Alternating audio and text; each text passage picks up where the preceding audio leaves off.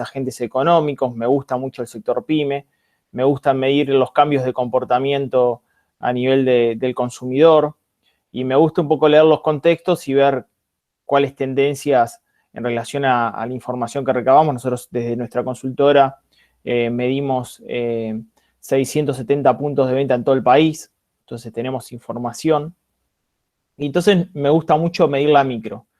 Todos los libros que había escrito, son 4, que vos los mencionaste muy bien, tenían que ver con la microeconomía, pero nunca me había dedicado a justamente a las personas a pie. O sea, llegar al último eslabón. Fíjate que mi primer libro es de comercio, mi segundo libro es de marketing y sobre todo estudio de mercado, el tercero es de pymes, y recién en este último trabajo me dedico a tratar de divulgar la economía que le interesa a la gente. ¿Y cuál es la economía que le interesa a la gente?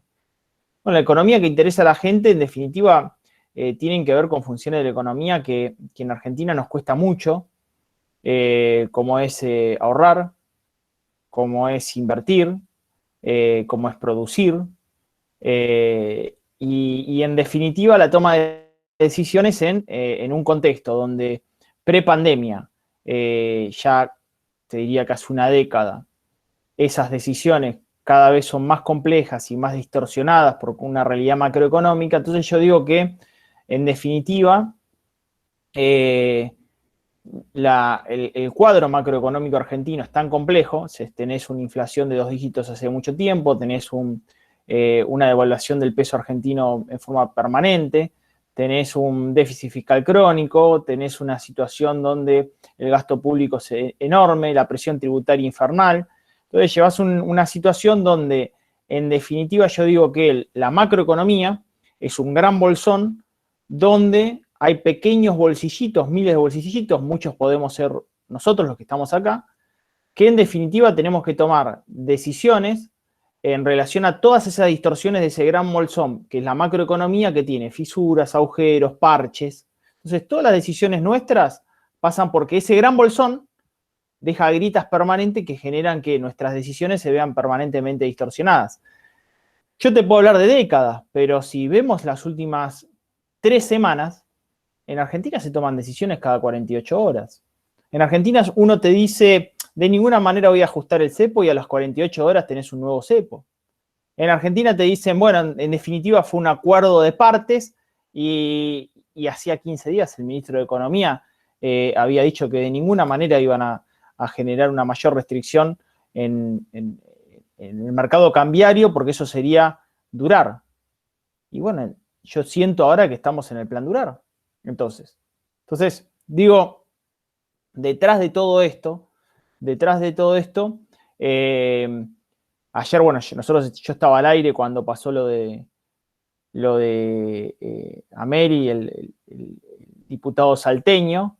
Entonces vos fijate que en una semana la economía se vio condicionada no por errores forzados, son todos no forzados, todos, absolutamente todos. Este tema el lunes, que Alberto Fernández con la meritocracia, el martes Guzmán diciendo que era un acuerdo y con la zaraza, y después el miércoles, o sea, todos los días tenés una novedad en Argentina que genera una incertidumbre, una pérdida de credibilidad absoluta y su repercusión en la micro. Este libro que yo escribo muestra todo aquello que el gobierno considera que es cultural, que es ideológico, etcétera, que yo entiendo que es la propia política la que ha generado las condiciones para que hoy en los ciudadanos de a pie tengamos un mal nivel de vida, bajos incentivos a emprender. La empresa hoy está mal vista. Recién estaba cerrando mi columna en ámbito financiero para el fin de semana, el lunes que viene, y la realidad que yo me formé en el desarrollismo.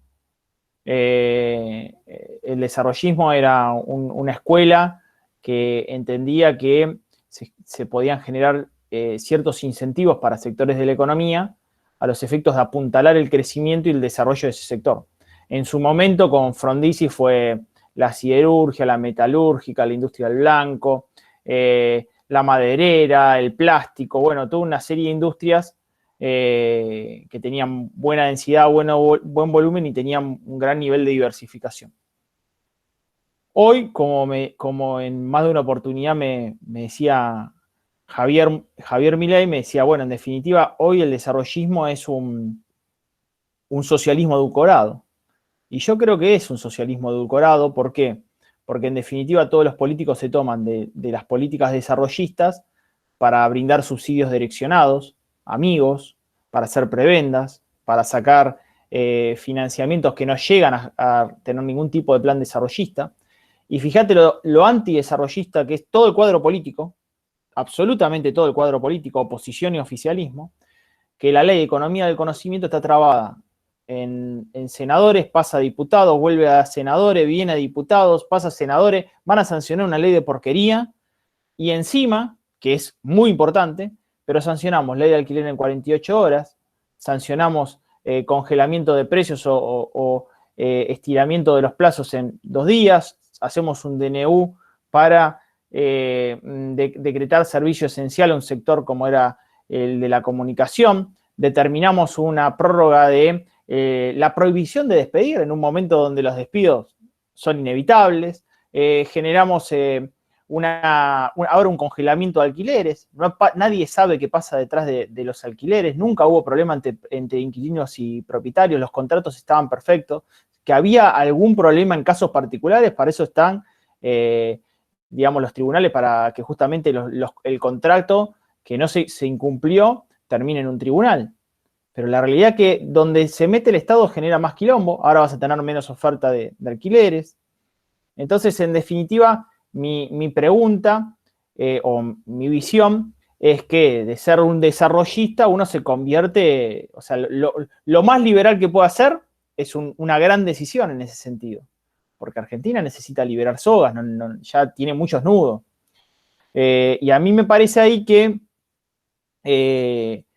hay una gran parte de la población que no coincide con sus ideas, que no coincide para nada con sus ideas, en ningún punto de vista, desde el punto de vista educativo, desde el punto de vista económico, desde el punto de vista político. Al contrario, yo creo que si lo analizo desde el punto de vista político, los que estudian ciencias políticas, vamos hacia una sociedad altuseriana, donde el aparato ideológico del Estado determina la economía. Y si lo quieren analizar desde el punto de vista económico, vamos hacia una sociedad con mucho pensamiento socialista marxista. Y si lo quieren analizar desde el punto de vista sociológico, creo que estamos en una situación donde la pulseada de la sociedad indica de que la credibilidad, la legitimidad respecto de la gestión pública política está del lado de que de esto se sale con más Estado, con más distribución y menos mercado y menos libertades. Bueno, la verdad que no quise cortarte, Damián, porque bueno, coincido prácticamente en todo tu análisis, me pareció muy bueno, muy acertado. Me gustaría por ahí preguntarte 2 cositas, no sé si después Nico también quiere preguntar algo y cualquiera de los que nos están viendo, si quieren sumar, pueden usar el chat. Primero que nada, y reforzando lo de tu libro, me gustaría que nos cuentes, si querés, cuál fue o cuál es el capítulo que más te gusta. Si tuvieras que recomendar una lectura específica de tu libro, del capítulo, cuáles de los temas que has escrito te interesa más. Y por otro lado, de todos esos temas que nombraste, de la cuestión del dólar, de la inflación, del déficit fiscal, de la cantidad de presiones, de las cuestiones políticas, ¿cuál es el tema que crees que en este caso a los ciudadanos de a pie le afecta más? ¿Cuál los sufren más? Si tuvieras que decir uno o algunos de ellos. Bueno, en principio, en cuanto a los capítulos, yo les digo el que más me gustó, que es experiencia versus bienes, qué nos retribuye un mayor beneficio. Yo ahí tengo muchísimos subcapítulos. Uno es qué es lo que determina la felicidad de las personas, cuál es el beneficio marginal de un bien y cuál es el de una experiencia, cuándo se maximiza el beneficio del consumo de un bien y cuándo el de una experiencia, todo en términos económicos, pero con casos concretos, cuándo influye la subjetividad en las elecciones, cuál es el precio de un objeto y cuál es el precio de una experiencia. Ese capítulo me gusta porque yo convivo mucho con eso y en definitiva no entiendo que el capital económico sea lo más importante. Yo creo que el capital social, el capital humano, el capital cultural, me formé en la universidad, es un capital muy relevante. Por lo cual creo que, digamos, la compra, la adquisición de experiencias, desde una cena con un amigo, o desde una salida de campo, un picnic o ese tipo de libertades que te puede llegar a dar la adquisición de experiencias son muy importantes. Y también creo que la adquisición de bienes no nos hace más felices. Digamos, la carrera permanente por querer tener más bienes. Y hasta te diría que ahí lo cruzaría con un libro o un autor que a mí me gusta mucho, que es Erich Fromm, que ustedes seguramente lo habrán leído. Hay un muy buen libro, y si no lo leyeron, recomiendo que lo lean, que se llama El tener al ser, muy bueno para leer en este contexto de pandemia. Es existencialista también. Y digamos, desgraciadamente, el que más tiene impacto y el que más lo leen o el que más le llama la atención es un capítulo que se llama Pensando en Verde. Pensando en Verde, del dólar billete al dólar ladrillo, expertos en conversiones, bueno, todo lo que vemos todos los días, pero bueno, tratado de explicar de una forma sencilla, con muchos ejemplos y digamos, entendiendo por qué este delirio por buscar la divisa norteamericana. Y encima lo que sucede esta semana, nosotros la escuchábamos a María Eugenia Bielsi, y la verdad que me preocupaba mucho pensar de que una ministra de Medio Ambiente y Hábitat Territorial piense que el metro cuadrado en Argentina puede valer en pesos. O sea, es una locura. Porque, en definitiva, ¿por qué la gente no quiere? Primero, no lo va a vender en pesos. Por más que lo subyuguen, se la van a tener que expropiar la casa para que la venda en pesos. Porque ya lo probamos. Segundo, porque esa moneda no vale nada. Tercero, porque esa moneda no es resguardo de valor. O sea, voy a vender una propiedad que tenía un valor y la moneda esa no me va a resguardar el valor.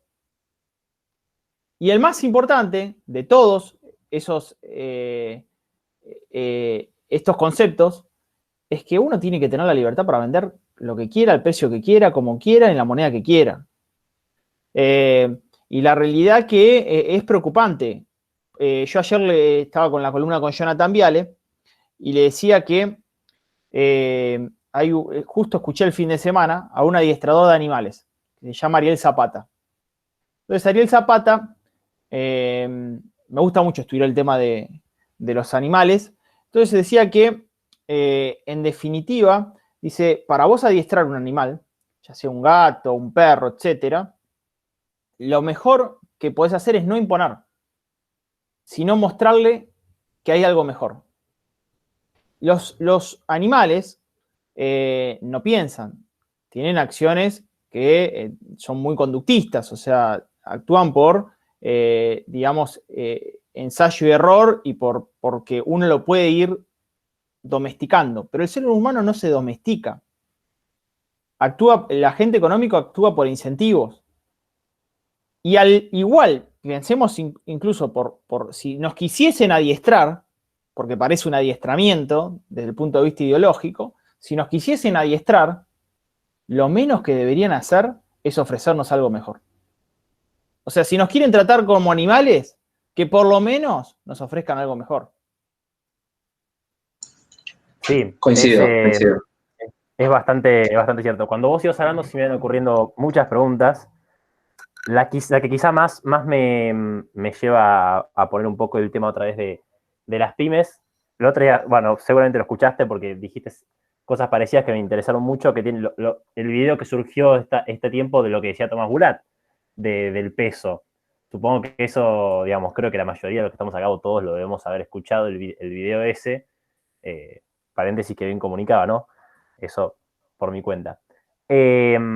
Y eso me parece también bastante interesante porque, teniendo en cuenta el contexto que se están viviendo de las pymes, qué poco incentivo, aparte de que se están destruyendo absolutamente, que es imposible que se pueda sobrevivir tanto tiempo, sobre todo los sectores que primero cerraron, ¿no? Turismo, gastronomía, etcétera. Qué poco incentivo hay a abrir una pyme. A poner una pyme que no es, digamos, a poner una empresa que está como tan arraigado en el inconsciente colectivo, como decimos mucho que estudiamos ciencia política, respecto a que tener una empresa es malo, que es malo ganar plata, que es malo, y que se imagina una empresa en términos casi marxistas de 400 trabajadores bajo un techo. Qué poco incentivo hay a poner una empresa en Argentina, porque es como criar un hijo que seguramente te salga mal. Y adoptar un empleado es casi exactamente lo mismo. Es tener casi como un esclavo encadenado para los dos, ¿no? Para el empleador y para el empleado. No sé qué parte de visión tenés en eso, sobre todo en este contexto de pandemia, con el nivel de destrucción económica sumado, que tampoco veníamos bien. También eso Bueno, hay que decir. en principio quiero decirles una cosa, que yo tuve una fortuna en mi vida, fui muy afortunado, porque yo tenía la posibilidad de estar con Tomás Bulat. O sea, yo tengo reconocimiento de los momentos. Mira, les presento a mi gatito, se llama Coco. Hermoso. Sí.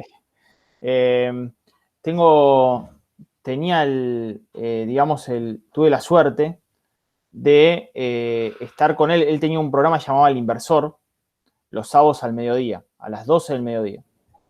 Entonces yo hablaba de microeconomía y tenía la suerte de que Tomás me invitaba al programa.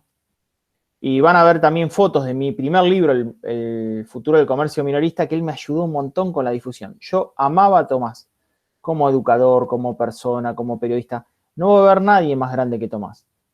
¿Por qué? Porque Tomás sabía de macro, sabía de micro, sabía de finanzas, Tomás sabía de regulación, Tomás sabía de todo. O sea, y lo explicaba muy sencillo. Yo digo que ahora somos en los medios, ¿no? Los divulgadores de la economía. Somos 10, 15, ponele, y cada uno nos tenemos que ocupar de una pequeña porción de lo que Tomás recluía en todo.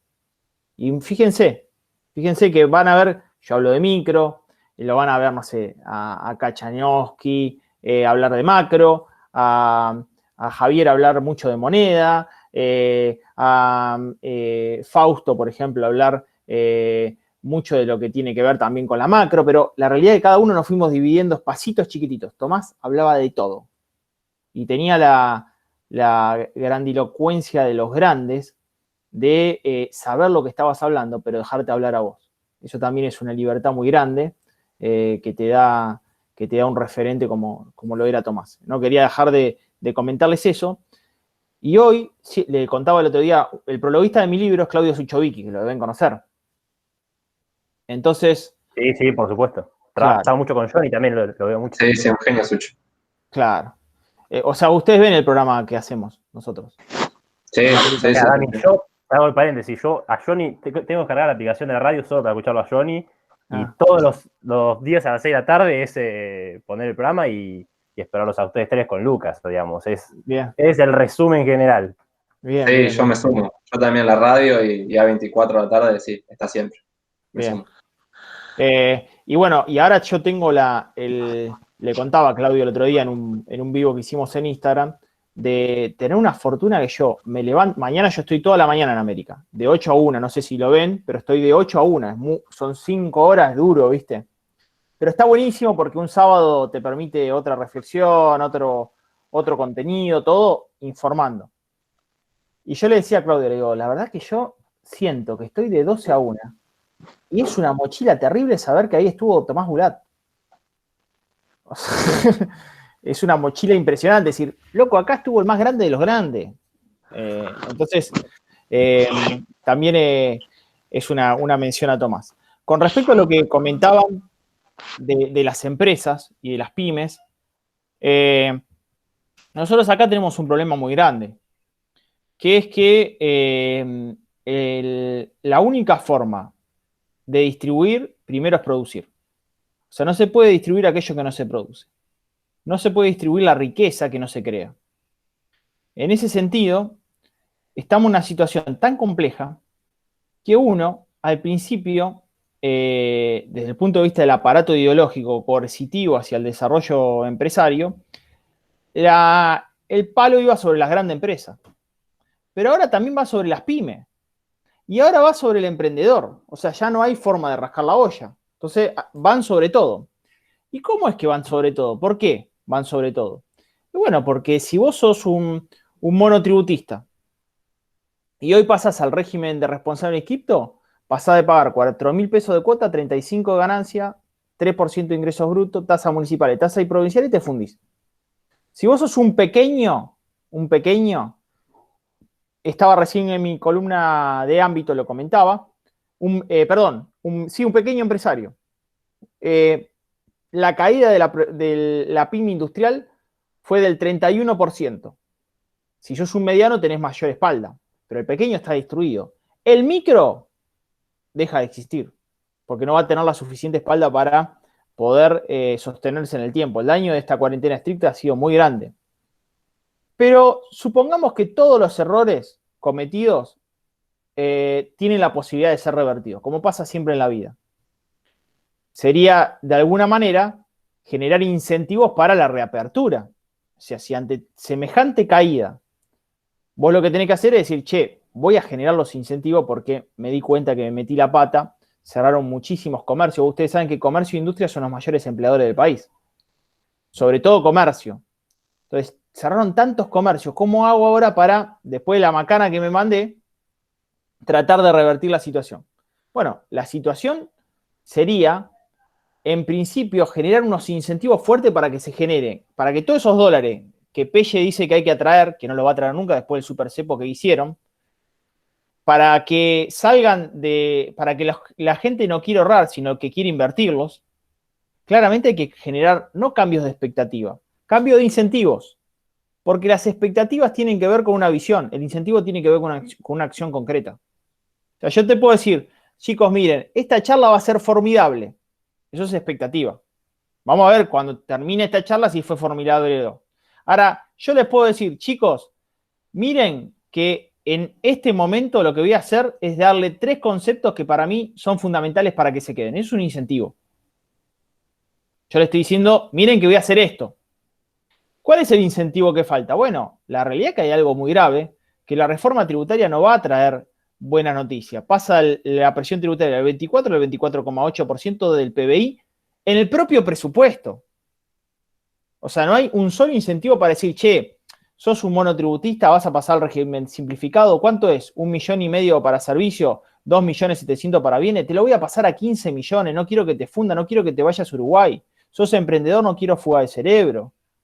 Entonces, no hay incentivo. Si sos micro pyme, pagás la misma contribución laboral por contratar un empleado que una gran empresa. Si sos pequeño o mediano, pagás la misma. Si sos pequeño, la misma que la mediana. Si sos mediano, la misma que la grande. Eso no puede pasar más. Porque evidentemente es un desincentivo. El seguro de desempleo funciona en la construcción, pero no lo queremos hacer funcionar en las pymes, por lo cual no contratan porque el riesgo que es fundirse. Porque el riesgo es llevarse la empresa puesta. Un empleado te hace un juicio, sos chiquitito, tenés 2 o 3 empleados, te funde. Pero tengo miles de casos para contar. Entonces, estas leyes no van para ningún lado. Y acá hay, quizás está lo peor. No es tan fácil cambiarlo. ¿Eh? No es tan fácil cambiarlo.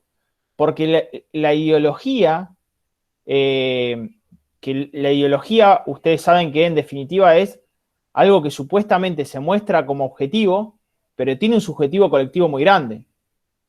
La ideología es pararse frente a una idea, pero detrás de esa idea hay una más importante que considera que las cosas son de determinada forma y están tan arraigadas que es muy difícil de modificar, al punto tal de que obviamente cuando vos querés cambiar las leyes laborales tenés a los sindicatos.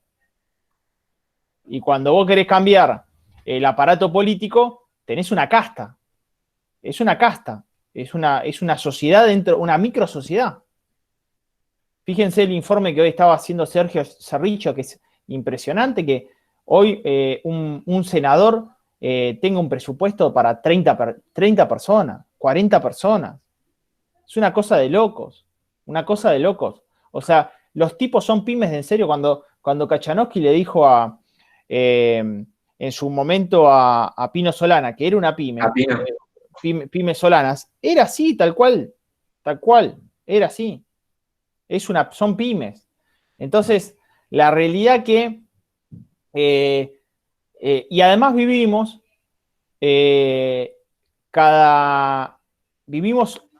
manejando la política económica condicionada a los años intermedios de elección. O sea, este año supuestamente era de gestión, el año que viene de mentira, pero ya convertimos este año que era de gestión en mentira, por lo cual el año que viene es de mentira, porque hay que mentir para que ganar en la legislativa.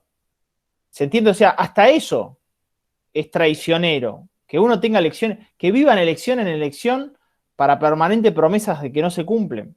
Entonces, es una situación muy delicada, pero muy delicada para poder modificar. Y los candidatos que se presentan, yo la realidad que no milito en ningún partido político, pero hablo con todos. Los candidatos que se presentan, yo digo, ¿cómo haces para instalar tan idea? Por ejemplo, vamos a un lugar extremo, vamos con José Luis Esper, con quien hablo a menudo. Entonces le digo, José Luis, ¿cómo se hace para que tu idea tenga una representatividad social? ¿Cómo se hace? Porque la realidad es que mucha gente vive de esos sindicatos, la política vive de la política, los planes sociales que vos querés cortar implican que el voto sea clientelar, o sea, es tu enemigo. Todos los que hablás vos son todos tus enemigos. Bueno, seguiremos igual, te dice. Y tiene razón. Sí, sí, la verdad que es un panorama oscuro. La verdad que suscribo al pie todo lo que decís. Es muy bueno el análisis que haces. Por ahí me queda como para preguntar una cosita que tiene que ver, siguiendo tu trabajo ahí que haces con Johnny en A24, muchas veces presentás placas que son muy didácticas, y últimamente veía la cuestión de la inflación, del tema del dólar y comparabas el dólar con el poder adquisitivo, con el peso, digamos, cómo se fue devaluando. Y por ahí volviendo a esto, si bien está íntimamente relacionado con la cuestión productiva, con las pymes, pero por ahí con la economía a pie, ¿cómo ves en la persona, ¿no? La intención esta de ahorro que puede o que podía llegar a tener de ahorro, o inclusive muchos de intentar tener un beneficio por el rulo que hacía, que compraba los 200 y los vendía en el blue, eh, que ni siquiera era para ahorro, muchos era simplemente para tener un respiro con tanto ahogo que existía económicamente? ¿Cómo ves estas medidas del cepo? Y específicamente si crees que pueda llegar a haber algún incentivo, bien vos lo decías, sobre todo para los sectores productivos, de cara a, yo ya te digo, este año ya lo veo perdido, de todos modos, pero bueno, se habla mucho de alguna especie de rebote, que sea el año que viene. Si ves algo positivo, alguna intención, algún intento, las cuestiones de los créditos, si crees que de algo puede surgir positivo para que rebote, y bueno, luego sí haya algún cambio, no sé, en las pymes, en las grandes empresas, sobre todo teniendo en cuenta que vos, tengo entendido que asesorás a varias pymes, entonces si te preguntan, bueno, el año que viene, ¿cómo lo ves? ¿Qué hago? ¿Qué tenés para decir? Bueno, a ver, varios puntos. Primero que ayer, no sé si vieron el programa, pero fui un alumno de pupitre después de lo de Ameri. De hecho, tenía unas placas muy buenas. Bueno, nos pasó a todos, habrá visto, hasta Conrado Stoll o hasta incluso López Murphy, que lo tuvimos que cortar. Pero tenía unas placas armadas en el cual mostraba en términos de bienes qué pasó con alguien que ahorró en pesos en 2010 al 2020 y qué compraba con esos bienes en 2020 y en el 2010 y en el 2020, que vamos a ver si lo hacemos la semana que viene, y en dólares, para que vean lo fuerte que es lo que dijo la ministra de Medio Ambiente y Hábitat, todo esto de que los argentinos tienen que ahorrar en pesos, o bueno, un poco iba hacia esa situación. Mañana hago una de inversiones, mañana le va a gustar, justamente sobre la pregunta que me haces. Mañana siempre estoy haciendo un segmento los sábados a la mañana, que es mucho más relajado, sobre posibilidades de inversión, ¿no? Entonces, en todo este contexto, pero no pasó en Argentina solamente, hay sectores que vuelan. Y a ver, ¿cuáles son los sectores que vuelan? Comercio electrónico, sistemas, soft, hard, flores y plantas, viveros, decoración, pinturería, algunos productos de ferretería, vuelan, vuelan. De hecho, los invito a leer mi columna en el del cronista comercial de esta semana, en el cual muestro un sector como flores y plantas y qué pasa con la inflación de un sector cuando, en definitiva, tenés muy pocos oferentes para una demanda creciente, con un contexto de emisión monetaria muy elevada, ¿Y qué es lo que termina pasando? Bueno, las flores pasaron de 1.000 pesos el año pasado la docena de rosa a 3.000 pesos. Un crecimiento del 300%. Entonces, es muy, muy bueno como analizar. Miren que el día que ustedes quieran revivir la economía, nos vamos a comer un garrón, porque las flores marchitas las comen los chanchos. Pero cuando tengamos que comer carne, frutas, verdura, nos vamos a pegar un palo terrible. Porque hoy tenés un contexto donde la recesión generó una caída de demanda, incluso de consumo masivo. O sea, que son bienes de demanda inelástica, no deberían caer independientemente del nivel de ingreso, porque todos tenemos que morfar. Pero evidentemente estamos morfando menos. En muchos casos se morfa menos, se come menos. Y eso implica que hay mayor nivel de pobreza y mayor nivel de indigencia en Argentina, sin ninguna duda. Entonces, primero digo, hay sectores que le está yendo muy bien, ¿no? Pero son contados con los dedos de la mano. Segundo digo, ¿cuáles son qué se puede pensar para el año que viene? Evidentemente va a haber un rebote, pero un rebote técnico no implica que la Argentina determine una senda de crecimiento. De hecho, lo que termina pasando es que Argentina viene una economía en serrucho, con crecimiento, caída, crecimiento y caída, crecimiento y caída desde el año 2010 a la fecha. De hecho, el crecimiento se da justamente en año eleccionario. Este año se va a dar, además por rebote técnico, porque estamos en la pandemia, no lo podemos condicionar, pero recordemos que Argentina va a tener de los últimos 4 años, de los últimos 5 años, 4 de caída, solamente 1 de crecimiento en el año 2017, una vergüenza. Argentina, chicos, está con el Producto Bruto Interno del año 2007, retrocedimos 13 años, con el Producto Bruto Interno per cápita del año 2005. Argentina, para volver al 2019, que fue un año pésimo para todo, cuando ustedes brindaban con su familia el 31 de diciembre, lo primero que decían, brindemos porque esto se vaya. Vamos a llegar al 2024 y 2025 y recién vamos a tener los números de PBI del 2019.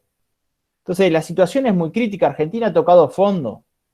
Entonces, para que nos dejemos de joder, la realidad que tenemos que hablar con los números en la mano, y los números en la mano te dicen que nadie, pero nadie, va a poder ver un crecimiento real y sostenido en el tiempo de cualquier emprendimiento o actividad que haga si no se cambian las condiciones. Porque si encima yo como incentivo mayor, premio mayor, tengo que ir al año 2024, 2025, para volver al 2019, que era malo, ¿qué incentivo tengo? Evidentemente acá que hay que bajar y dar de nuevo. No, sí, no hay incentivo. Pero bueno, justamente hay que ver si la política termina dando, ¿no? Ese cambio que, bueno, yo no... A ver, yo soy profesor en ciencias políticas, bueno, y estoy estudiando la licenciatura. Todos los días, y coincido por eso lo que vos decías, te encontrás en la Argentina con una noticia que te hace agarrarte la cabeza, que no entendés lo que está pasando. Yo creo que la clase dirigente está totalmente alejada de los problemas de la gente. Y eso también creo que es por ahí lo que vos decías, de lo difícil que va a ser que algo se cambie. Cambiar las leyes laborales implica un conflicto con sindicatos que están enquistados en el poder, con una convivencia muy fuerte con la clase dirigente política, por ejemplo. Y te quería hacer una pregunta cortita, y no sé si hay otra pregunta de Nico o alguno de los chicos que nos están viendo. Yo te quería preguntar si tenés alguna opinión sobre la ley de teletrabajo, que salió en el medio de la pandemia, pero bueno, no sé cómo la viste, porque yo creo que era una buena oportunidad para generar condiciones para muchas empresas que implementen eso, pero me parece que fue una herramienta desperdiciada. No sé qué opinión tenés vos. No, la realidad que la ley de teletrabajo es fácil. Primero, es otra ley que se vuelve a votar en 48 horas. O sea, una ley que se vota a las apuradas para proteger al sector trabajador, etcétera. Y la realidad que, en definitiva, lo que generas ahora es que cualquier empresa va a querer tercerizar sus servicios y va a tener menos empleo. ¿Sí? Hoy las empresas, todo lo que tenga que ver con servicios, por lo menos, lo va a dejar afuera. Y va a contratarlo a través de un tercero porque no se va a querer comer el garrón primero de tener una estructura en la empresa y una estructura en el lugar donde el empleado labura. Entonces vas a tener un menor empleo, primero. Y segundo, una pregunta que yo le quería hacer a ustedes, que siempre me la digo, es ¿por qué los estudiantes en ciencias políticas no tienen mayor nivel de participación en la política? Y por qué si se reciben de licenciados en ciencias políticas, como yo me recibí de licenciado en comunicación, pero bueno, después hice posgrado en economía, hice una maestría en marketing y trabajé en todos esos campos, periodista, trabajo como analista de mercados y me dedico al desarrollo de marketing, y de la parte de economía hago estos análisis de microeconomía. Cada expertise te da una herramienta. ¿Por qué nosotros usamos tan poco de esa herramienta? Esa es una pregunta que yo les hago a ustedes. Difícil. Me deja desconcertado con la pregunta. Qué buena pregunta, bien. La verdad que no. A ver, para ponerlo en términos históricos, podríamos tirar la pelota afuera y decir que no está muy desarrollada en ciertos espacios del país, no tanto en Capital Federal. Pero en términos realistas es bastante inentendible. Bueno, después ves hoy también justamente lo escuchaba Johnny diciendo, bueno, cómo se perdió esa cuestión de la persona que llega al lugar enorme del cargo público, con qué, no sé si derecho, pero sí con qué ejemplariedad llega a ese lugar. Y él decía, llámenme conservador, lo que sea, pero me parece que se perdió ese ejemplo. Qué buena pregunta la que haces. La verdad que para nosotros, no, por lo menos para mí, no sé qué pensará Mirko, sí sería importante, porque eso también incluye cierta visualización de la realidad.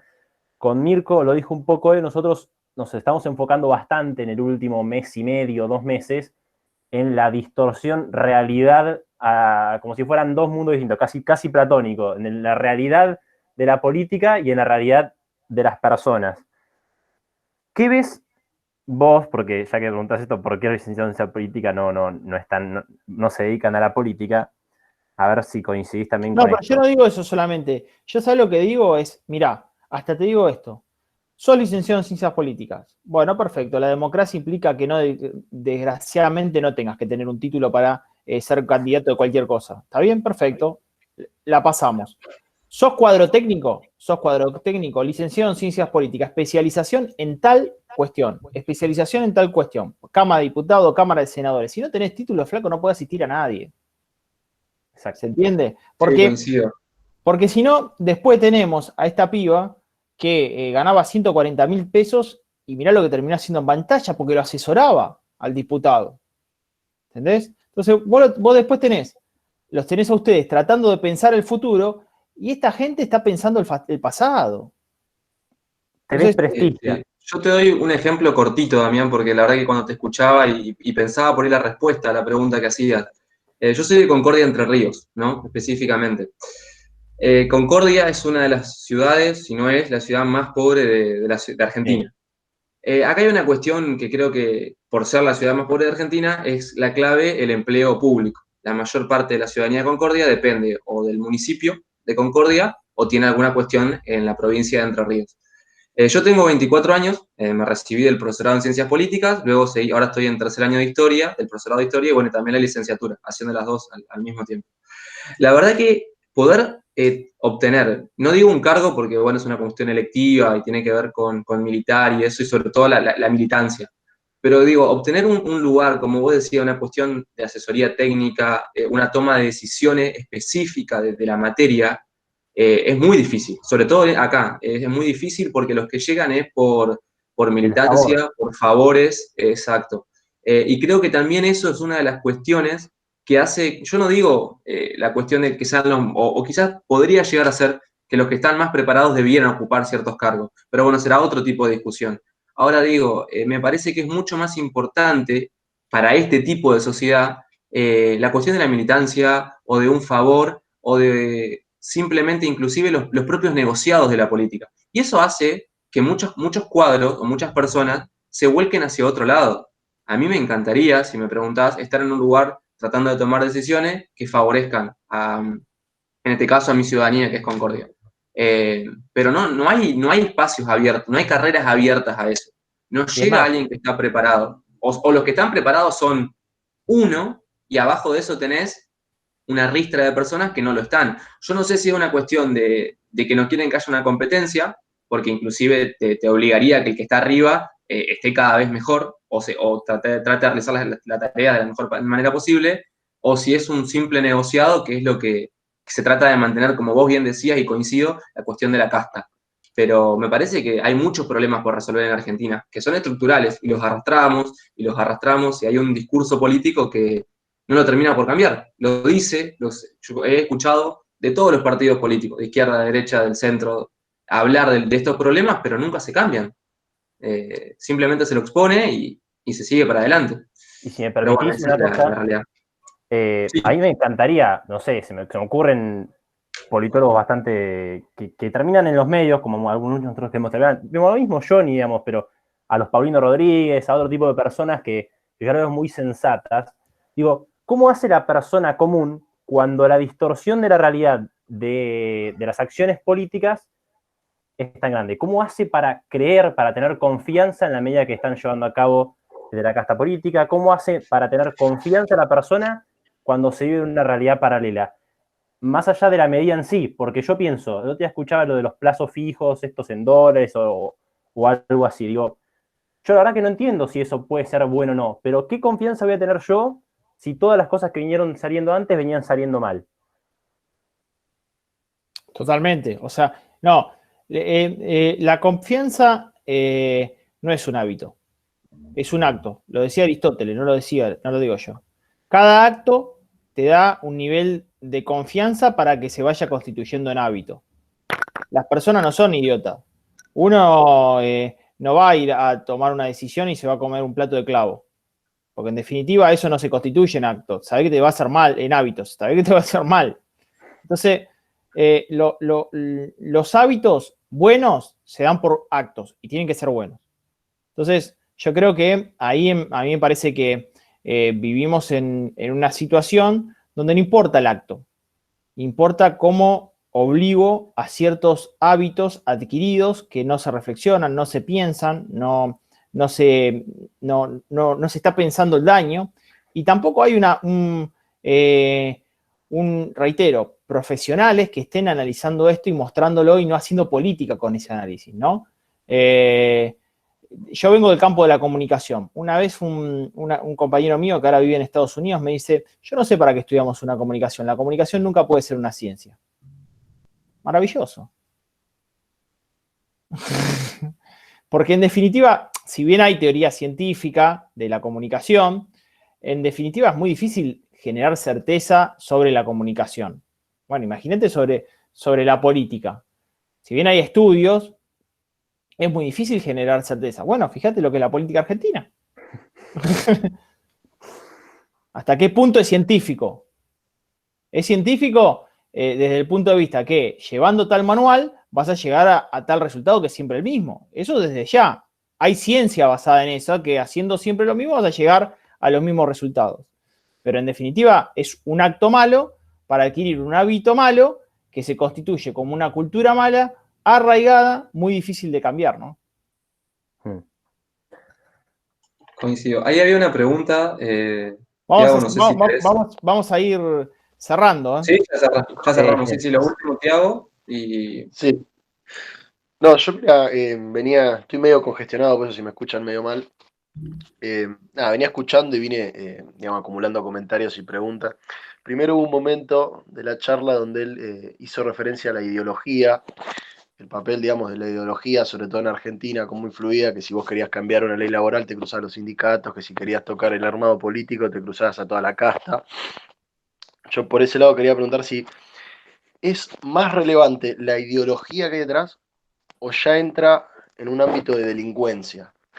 A lo que hablo yo, ¿por qué? Porque si vos te cruzás a Moyano, yo no creo que Moyano tenga una ideología detrás por la cual hace lo que hace, ¿me entendés? Como que ya es una cuestión ideológica o también entra por un lado donde hay que hablar ya de delincuencia, de hijaputez, como quieran llamarlo. Después, por otro lado, cuando él habla, más adelante en la charla, también habla sobre el tema de la pobreza y digamos, las cuestiones de los alimentos y todo eso, de cómo habían caído el consumo, claro, con la demanda es inelástica, que era increíble. Y sí, yo, mira, hacía ojo, este año es increíble. Hoy, por ejemplo, ya 2 personas distintas, 2 desempleados, vinieron a tocar la puerta a pedir comida. Ayer 2 también, todos los días, o sea, aumentó increíblemente la cantidad de personas que sale a pedir por la calle, por lo menos acá en mi barrio. Y bueno, nada, y también quería aclarar, me pareció muy interesante cómo hizo, o cómo hiciste, Damián, la diferencia entre esos conceptos que creo que es muy importantes, cuando separaste lo que es incentivos de expectativas, como también yo hice un curso en finanzas acá con Nico, y donde también nos separaban, que era muy importante en economía separar lo que es precio de valor, y bueno, todo ese tipo de cosas que nada, me pareció muy interesante. Bueno, voy dando respuesta secuencial. Respecto de lo de Moyano, si es ideología, yo no sé si lograron estudiar en algún momento en la Facu 3 conceptos importantes respecto de la política que son buenos de retomar, que es ideología, idea e imaginario. Moyano tiene una idea, y la idea es corromper a quien sea y hacer crecer un sindicato para beneficio propio. Creo que el tipo no tiene una ideología formada.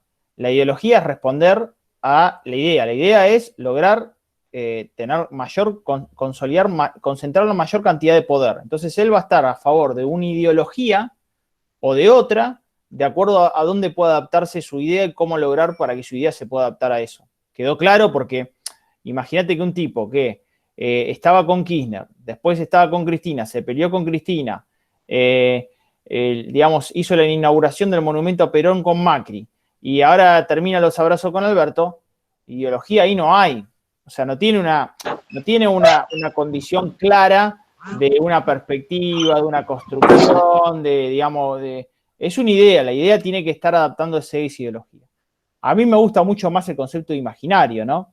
El imaginario permite secuenciar una representación social, o sea, ¿qué podría yo construir nuevo sobre esa ideología? ¿Cómo la podría llegar a mejorar? Por lo cual creo que Moyano tiene una idea, está convencido de su idea, y hay un aparato ideológico que lo acompaña, lo apaña porque lo necesita y lo condiciona. Esa es la situación, es al revés. Es el aparato ideológico quien convive con esa idea, es el aparato ideológico el que apaña esa idea. La culpa no la tiene Moyano, sino el aparato ideológico, que se siente condicionado ante lo que es Moyano. Respecto de lo que hablabas de consumo, bueno, nosotros medimos 6,7% de caída, es la primer mes, en el mes de agosto, que nos da 3,8% de caída en alimentos, primera vez en todo el año, lo cual eso habla de la gravedad de la situación. Y cuando hablabas de precios y valor, ahí tenemos una ruptura muy grande. Digamos, recomiendo leer a Menger respecto a lo que es sistema de precio.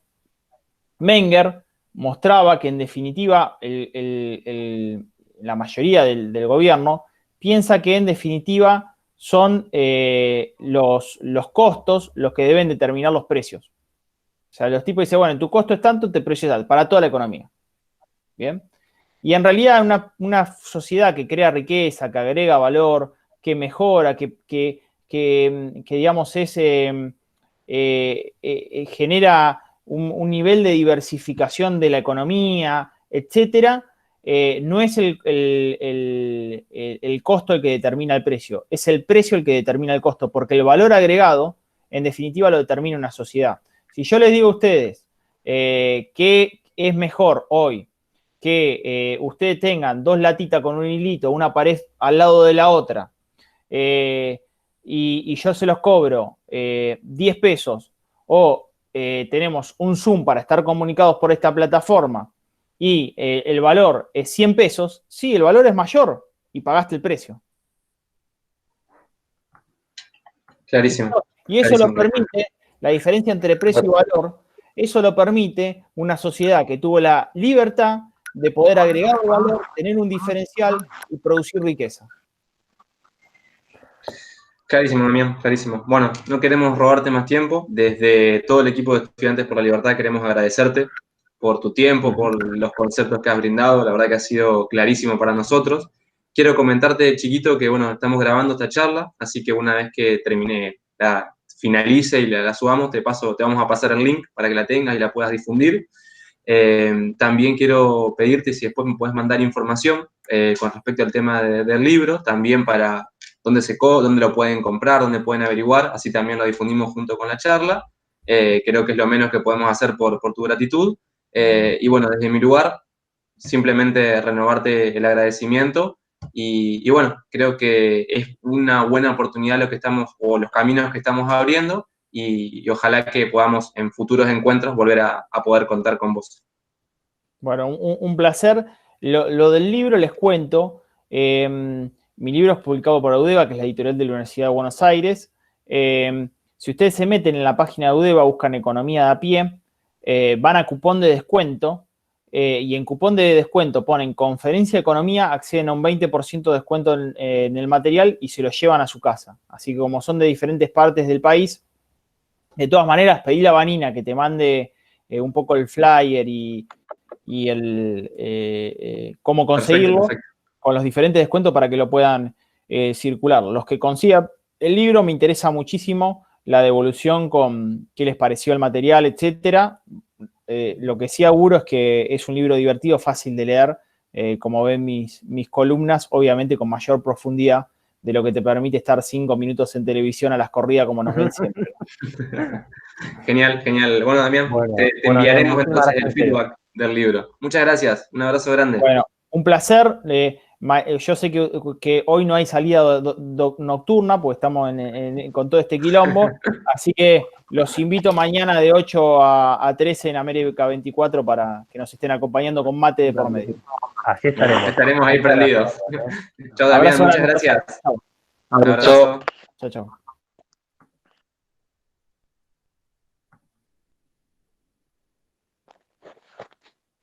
Muy interesante, la verdad. Sí, bueno, gracias a todos. Damián siempre deja estos títulos rotulantes, por lo menos para los que lo vemos siempre en la tele, nada, eso, digamos. Te podrá gustar más o menos, pero tiene esos pequeños datos que cuando lo ves 5 minutos en la tele decís, claro, digamos, increíble. Así que nada, bueno. Eso, básicamente. Bueno, gracias por estar. No sé si alguno se quedó con alguna pregunta particular, pero bueno, nada. Voy a ver cuánto sale el libro. Tampoco estoy lleno de plata, así que eso va a estar complicado, pero bueno. Sí. Yo lo mismo. Y bueno, Quería, eso. Así que, sí, dale. Quería aprovechar para los que todavía están acá, si alguno quería, digamos, yo al privado le hablé a Nico, y quería ver si alguno tenía algún comentario sobre el ejemplo de Nico del hijo malformado. Por favor, deposítenlos acá en la bandeja de mensajes o díganlos. No, me interesa mucho escucharlos.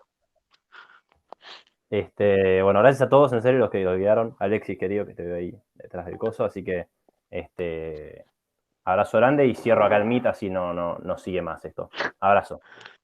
Abrazo.